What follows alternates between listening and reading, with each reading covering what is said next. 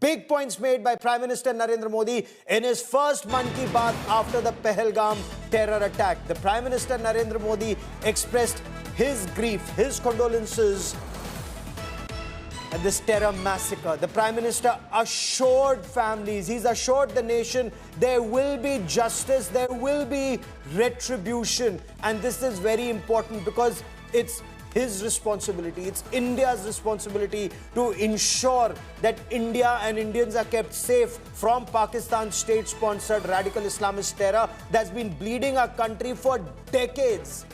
Enough is enough. The Prime Minister spoke of 140 crore Indians who stand united against Pakistan's state-sponsored radical Islamist terror, united in their grief.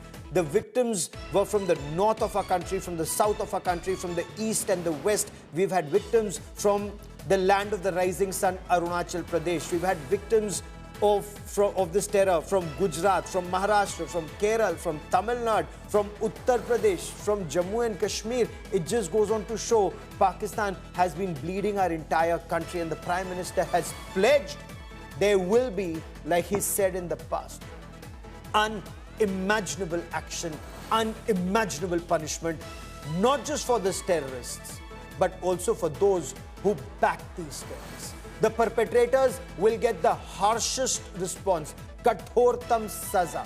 Pahalgam attack has hurt our entire country because Kashmir was peaceful.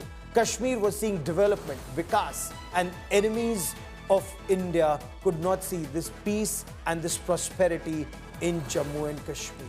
This is very significant, and I want you to listen in to Prime Minister Narendra Modi's Mann Ki Baat on the Pahalgam terror attack by Pakistan, the pain, the agony, but also retribution. And remember, while India may suffer, you may feel down right now, but India, he also spoke of how India is scaling new heights in space technology.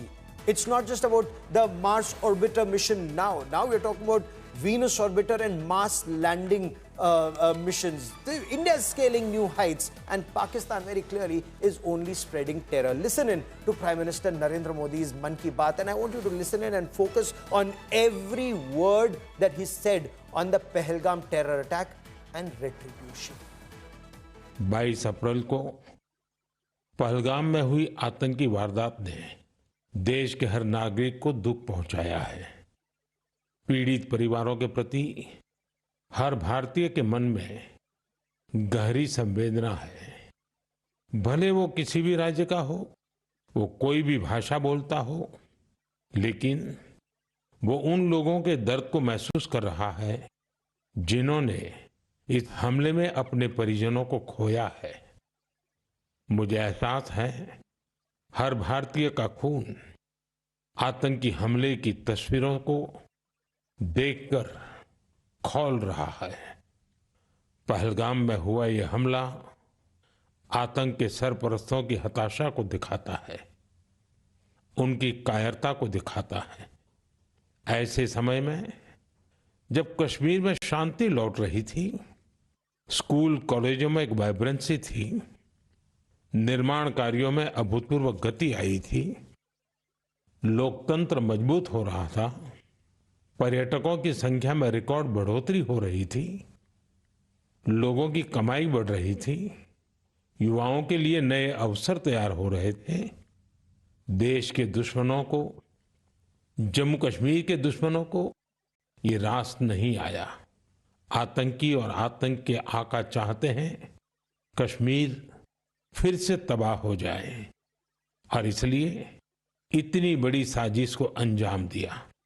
आतंकवाद के खिलाफ इस युद्ध में देश की एकता, 140 करोड़ भारतीयों की एकजुटता हमारी सबसे बड़ी ताकत है।